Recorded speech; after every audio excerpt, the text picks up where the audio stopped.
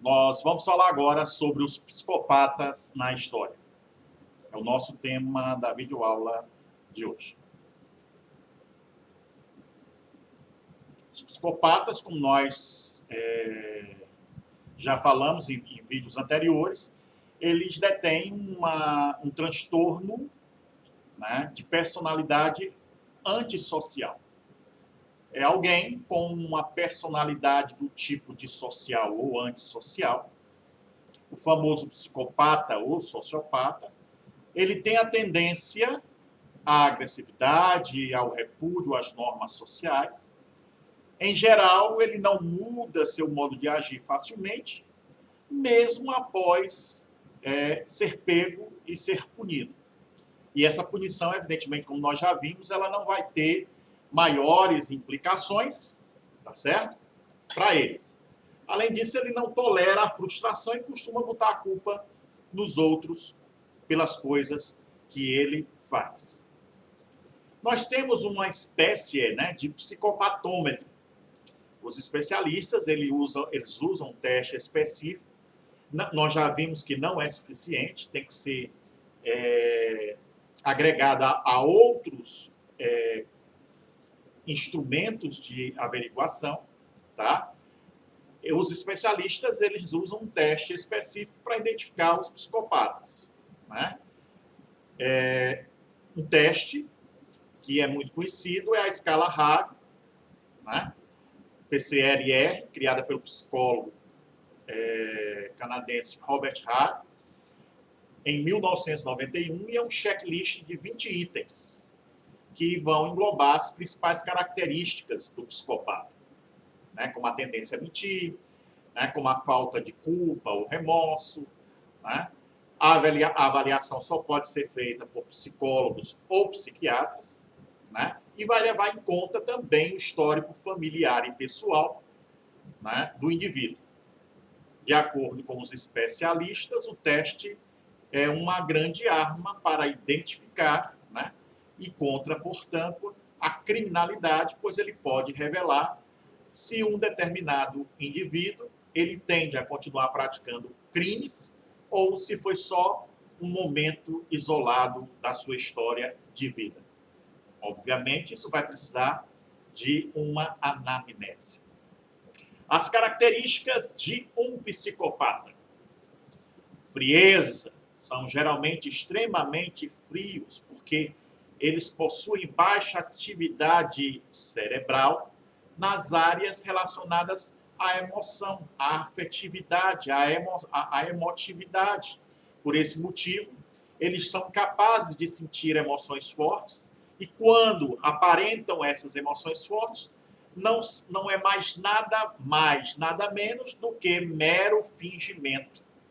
E aí, eles não respondem aos estímulos que causam medo, nojo, felicidade ou choque que causaria numa pessoa normal, uma pessoa comum.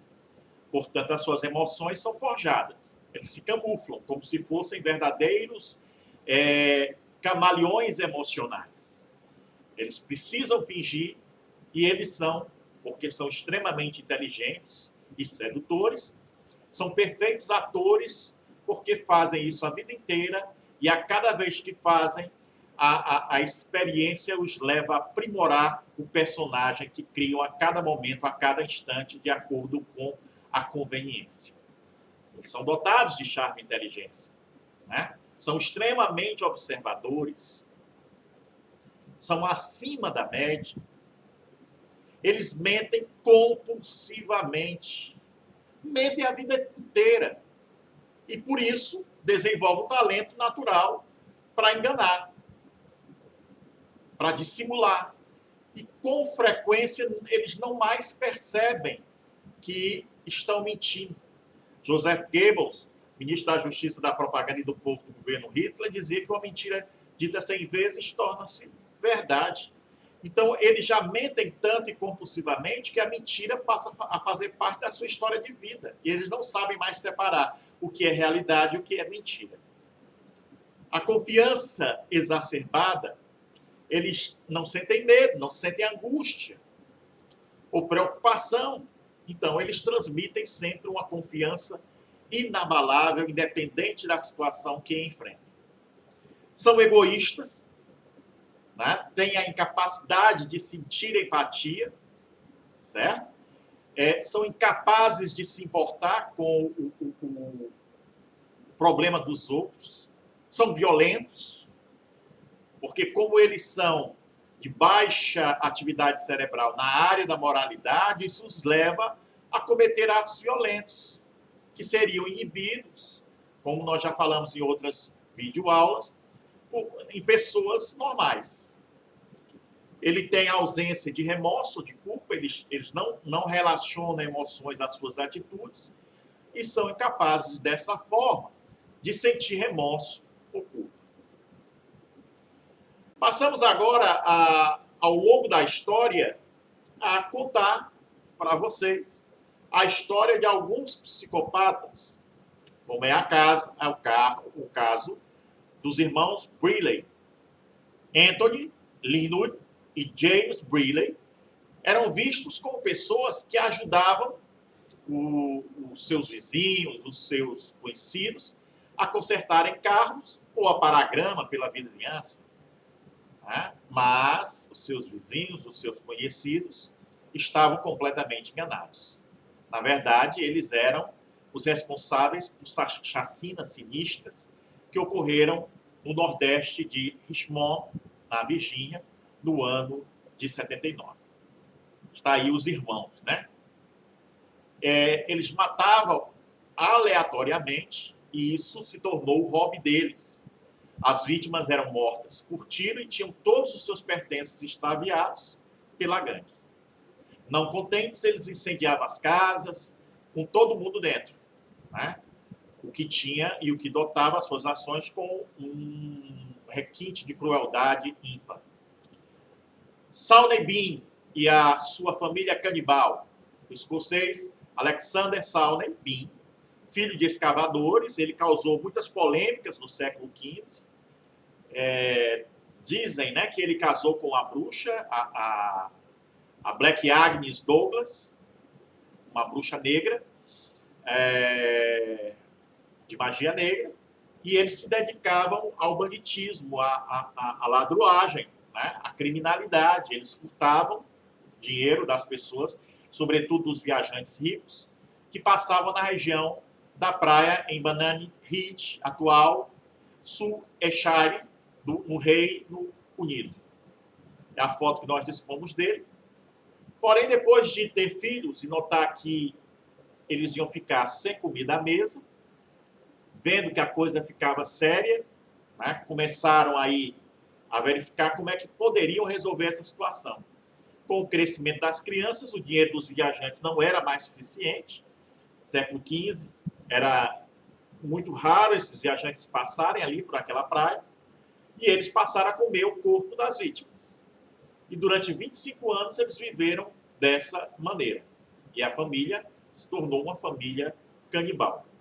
Eles atacavam durante a noite, todos juntos, para evitar a fuga, e dizem, né, que ele chegou a tirar a família, ele e a família dele, a vida de mais de 1.000 turistas.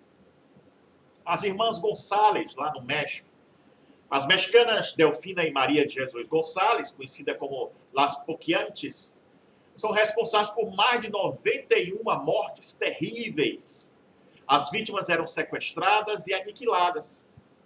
Depois de muitas investigações, com muita dificuldade, originadas por denúncias, foi constatado que elas recrutavam prostitutas através de anúncios nas cidades de León e de São Francisco, e essas prostitutas deixavam as suas casas na esperança de ganhar dinheiro, e as irmãs acabavam, né, por forçá-las a consumir heroína, a consumir cocaína, e aí, meses depois, quando as prostitutas já estavam muito, muito doentes, elas eram mortas pelas irmãs, né? E os cafetões também, que elas atraíam da mesma forma, certo? Então, elas roubavam, além disso aí, elas roubavam os clientes, né, quando eles não cumpriam as regras. Psicopatas que matam pessoas que são obstáculos para um objetivo.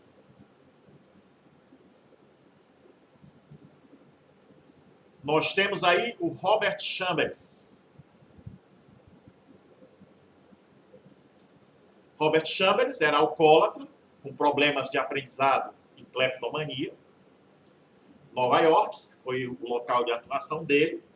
Ele está entre o nível 10 e 11 da escala de psicopatia. Né? Os criminosos do grau 11 eles já são considerados psicopatas. Ele roubava sob o efeito de drogas e álcool, certo? E ele estava bem com a mulherada. Cara bonito. Então, após ser descoberto pela Jennifer Levy, uma das garotas com quem saía, no momento em que ele roubava a sua bolsa, o Chambers a estrangulou e atacou sexualmente. Depois de 15 anos de sentença, ele foi solto no ano de 2003. Psicopatas com sede de poder que matam quando se sentem ameaçados. Um exemplo desse é o famoso pastor Jim Jones. Jim Jones ele foi fundador e líder da seita, né, nas Guianas, por idos de novembro de 78, né? E deste nível para cima ele já é como um psicopata de grau muito maior, né? Grau 13, em torno de 13 para cima. A quantidade de vítimas começa a aumentar. E o Jim Jones é um típico megalomaníaco, né? Aquele indivíduo que tem um sentimento, e passa um sentimento de grandeza, de querer ser maior do que realmente é. Então, quando ele sente que a sua posição está ameaçada, o megalomaníaco, ele faz o possível para manter o controle da situação, porque ele é um manipulador, porque ele é um controlador. Depois de fundar 2 templos religiosos, o Jones montou uma comunidade na Guiana, e quando perdeu o apoio de alguns políticos, envenenou mais de 900 pessoas, incluindo crianças, né? Dentre elas. Jones acabou se suicidando junto com o seu grupo. Ele nasceu em Indiana, nos Estados Unidos, sem muitos amigos, passava o seu tempo com os livros, as obras que ele mais gostava era de Gandhi, de Hitler, Marx e Stalin, e livros sobre religiões. Sua mãe dizia ter dado à luz a um Messias, e seu pai era alcoólatra e filiado a Ku Klux Klan. Né? Uma boa, né, junção aí dos pais para contribuir para a genética e para a criação do Jim Jones. Apesar do racismo do pai, ele teve amigos negros, que volta e meia era expulso da sua casa porque seu pai era racista. Em 1948, o Jones se formou no ensino médio e seus pais se separaram. Ele resolveu ficar com a mãe. E em 1952, ele entrou na escola de pastores da Igreja Metodista. Ficou embevecido, impressionado com a popularidade dos cultos. 52 era um grande movimento nos Estados Unidos. E passou a usar os cultos, né, e planejar para arrecadar dinheiro. Então, a partir de 56, ele começou a coordenar grandes aglomerações religiosas e, junto com a sua esposa Marceline, adotou 3 crianças de ascendência coreana. Um menino negro e uma garota de sangue indígena, além de uma outra branca, né, que passaram a ser seus filhos. Né, e ele os criava como se fosse. Em 59, o casal teve seu único filho biológico. Jones viajou para o Brasil em 62, trabalhou nas favelas do Rio, mas com sua ausência dos Estados Unidos, a igreja diminuiu a frequência de programas de direitos humanos em Indiana.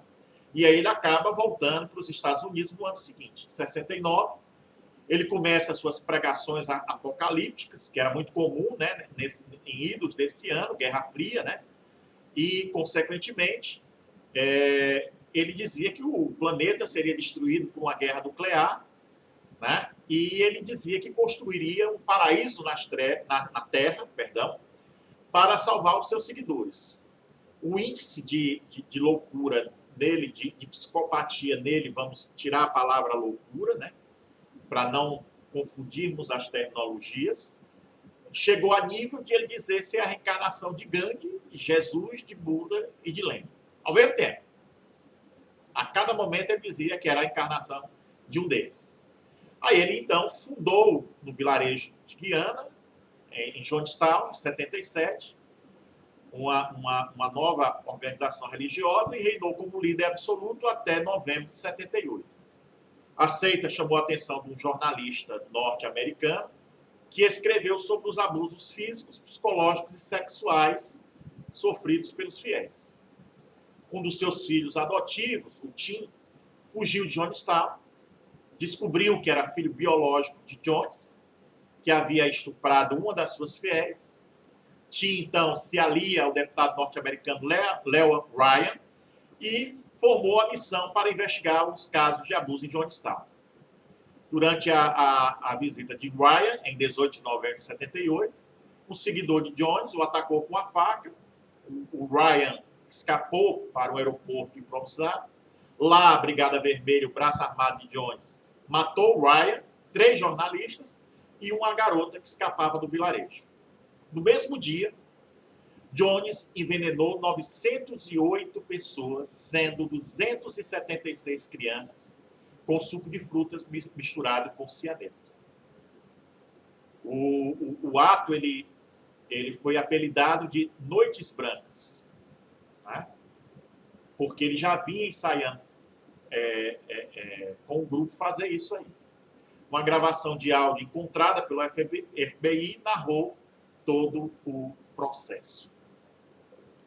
Há alguns assassinos, psicopatas, que matam motivados pela raiva. É o caso de Richard Speck, marinheiro sem sentimentos, em Chicago, em julho de 66. Ele é parte de um grupo de psicopatas egocêntricos, ego, né? O eu, centro no eu, que agem violentamente quando explodem. Né? Extremamente sanguíneos, sem sentir um pingo de remorso por suas vítimas. Após se embebedar em uma taverna, o Richard estuprou uma mulher e se encaminhou para um dormitório de estudantes. Lá, ele sequestrou e manteve reféns 8 estudantes de enfermagem, todas mortas por estrangulamento ou facadas. Foi condenado à prisão perpétua e morreu por ataque cardíaco, ainda preso no ano de 91. Existem aqueles psicopatas frios e egocêntricos que matam em benefício próprio. É o caso de Sam Kynes, assassino e golpista, que atuou em Nassau, nas Bahamas, Los Angeles e Nova York, entre setembro de 96 a julho de 98. Ela e seu filho, Kenny, davam golpes para conseguir dinheiro e propriedades antes de começar a matar. A primeira morte dela foi de um banqueiro indiano em Nassau, que recusou aprovar o financiamento. O sujeito foi drogado, afogado em seu banheiro e teve seu corpo jogado no mar. Os golpistas, né, são suspeitos do desaparecimento de pelo menos mais 3 pessoas e a morte de outra. Kynes e seu filho cumprem prisão perpétua atualmente em Nova York. Nós temos aqueles ataques de psicopatia ou múltiplos assassinatos. É o caso do Charles Starkweather. Ele é um viajante assassino, né? Atuou nos estados de Nebraska e Wyoming, nos Estados Unidos, entre dezembro de 57 e 56. Matou um rapaz de 21 anos e com um tiro de espingarda, queima-roupa, e não foi pego. E aí ele começou a ficar com mais vontade de matar. Foi o gatilho, né? Para que ele começasse a ter vontade de matar. Numa discussão violenta com a família da sua namorada, a Carrie, o rapaz matou os pais e a irmã dela, fugiu e fez mais 6 vítimas no caminho, todas com mortes violentas, com estrangulamentos, tiros e facadas. Ele foi executado, né? E a Carrie foi condenada à prisão perpétua e saiu depois de 17 anos. Psicopatas que cometem atos com requintes de violência em intervalos longos. Passam muito tempo. É o caso do Dr. Michael Swan, médico envenenador, Atuou entre os Estados Unidos e Zimbábue nos anos de 1983 e 1997. O Dr. Swambo ele ficou conhecido pelo grande número de assassinatos, sem ser pego, né?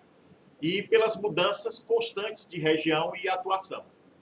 Ele se formou em medicina em 83 e durante a residência já se suspeitava que ele injetava substâncias desconhecidas nos pacientes, fazendo experiências. Temendo ser processado, Michael mudou de hospital e continuou suas atividades. Ele tinha uma fascinação mórbida por vítimas de acidentes graves. Acabou sendo preso e condenado à prisão perpétua. Assassinos seriais com perversões sexuais. É o caso do Ted Bundy. Ted Bundy, um psicólogo charmoso e serial killer dos mais famosos. Ele atuou em 6 estados norte-americanos entre os anos de 74 e 78. Ele era atraente, ambicioso, confiante, gostava de garotas com um biotipo específico, que era de cabelos pretos e longos, no mínimo até os ombros. E ele sequestrou e estuprou em diversas cidades norte-americanas, nesses 6 estados, e foi capturado em Utah, dirigindo alcoolizado, com algemas, calcinhas e meias femininas, que usava como máscara no rosto. O Bundy escapou, foi preso meses depois na Flórida, condenado à morte e executado em 89. Ele confessou, minutos antes da execução, ter matado cerca de 30 mulheres. Assassinos torturadores. É o caso de Jeremy Brutus, serial killer fascinado por sapatos. Ele atuou em Oregon, nos Estados Unidos, entre os anos de 68 e 69. O Brutus sempre torturava suas vítimas antes de matar. Desde criança ele tinha um histórico de maus tratos pela mãe e, por conta disso, desenvolveu uma fascinação erótica por sapatos femininos. Na maioria das vezes, o Jeremy capturava suas vítimas com um golpe forte na cabeça ou as estrangulava até que elas perdessem a consciência. A esposa de Brutus achou as fotos do seu marido com as mulheres espetadas em ganchos, como se fossem bonecas. E entrevistas com as mulheres da cidade de Salem, onde Brutus morava. Levaram o serial killer, Jeremy foi preso, pegou prisão perpétua e morreu de câncer no ano de 2006. Psicopatas que são levados ao terrorismo, subjugação, intimidação e estupro sem assassinato. É o caso de Gary Christie, ladrão e sequestrador sádico, atuou em Atlanta, nos Estados Unidos, em dezembro de 68, começou a roubar aos 14 anos, em 68 ele e a namorada sequestraram a filha de um milionário em Atlanta, o Christie fugiu com o dinheiro do resgate, através de um telefonema a polícia descobriu o paradeiro da menina, enterrada em uma caixa ainda viva, e o casal foi capturado. O Gary Christie foi condenado à prisão perpétua em 69 e libertado sob condicional após 10 anos. Assassinos que têm tortura como motivo principal. É o caso de Joseph Kallinger, torturador e incendiário, que atuou em Baltimore, Maryland e Nova Jersey, nos Estados Unidos, de julho de 74 a janeiro de 75. Né? Ele adquire aí na escala já o grau 20 de maldade. Ele é considerado já doente e ele não é responsável por suas ações. Ele foi internado em várias instituições mentais, ele era violento com os filhos, chegou a matar um deles e tentou incendiar a própria casa 3 vezes. Em 74 ele arranjou um cúmplice, o seu filho Michael, e juntos eles roubaram, espancaram e torturaram 4 famílias, além de matarem uma enfermeira em 75.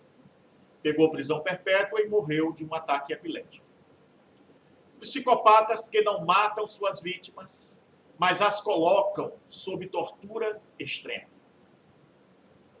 É o caso de Cameron Hooker, sequestrador e maníaco sexual. Atuou na Califórnia, nos Estados Unidos, em 77. Era casado com Janice, com quem tinha um acordo meio que sinistro.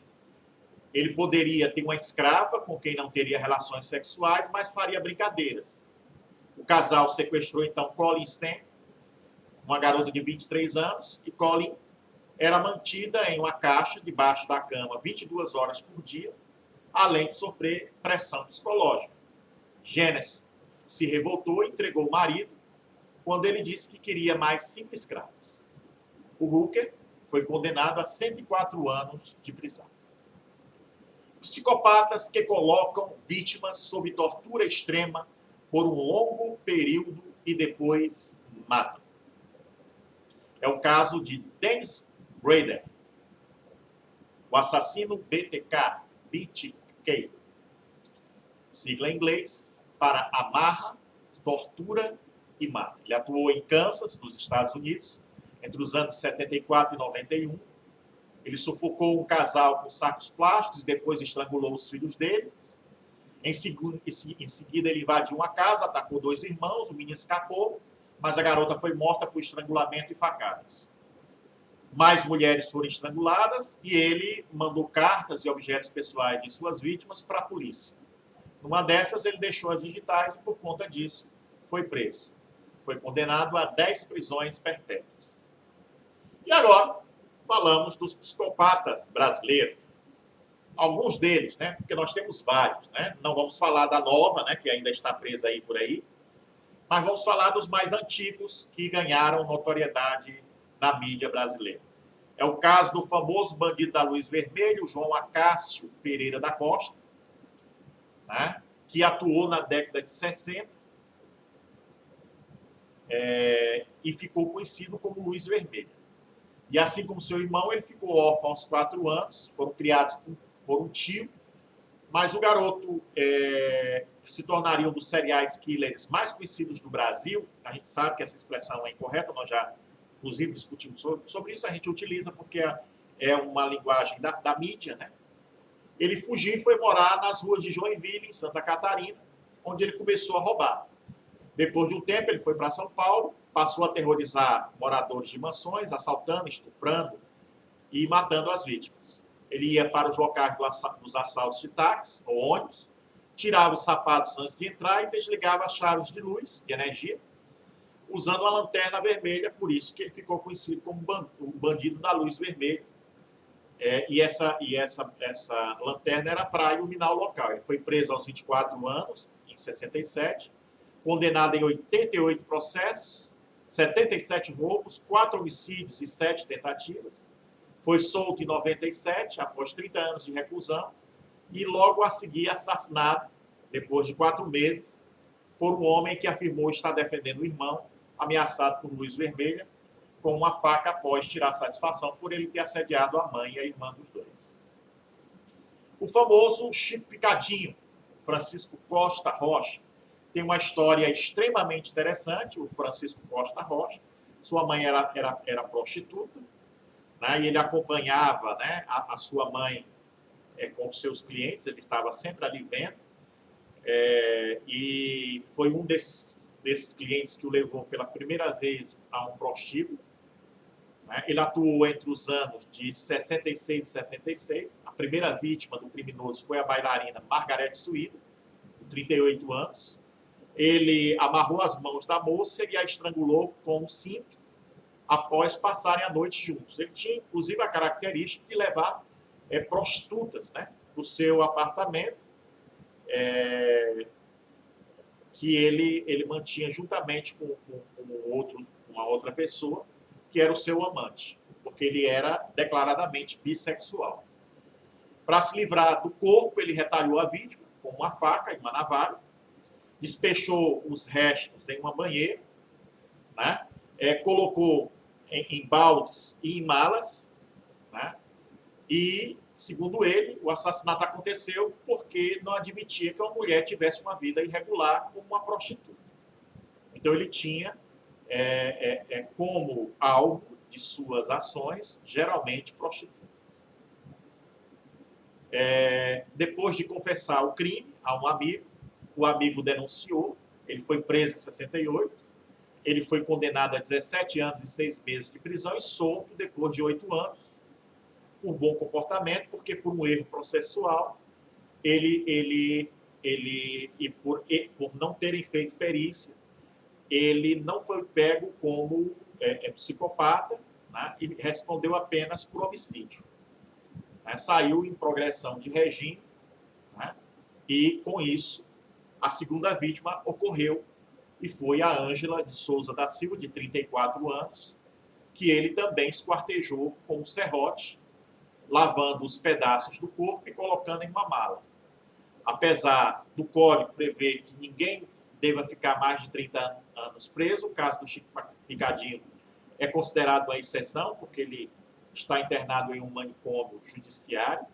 A avaliação feita pelos especialistas mostrou características de transtorno mental, de transtorno de personalidade antissocial, indicando que o Picadinho não possuía condições de gerir a sua própria vida, a sua vida civil, sem representar uma ameaça à sociedade.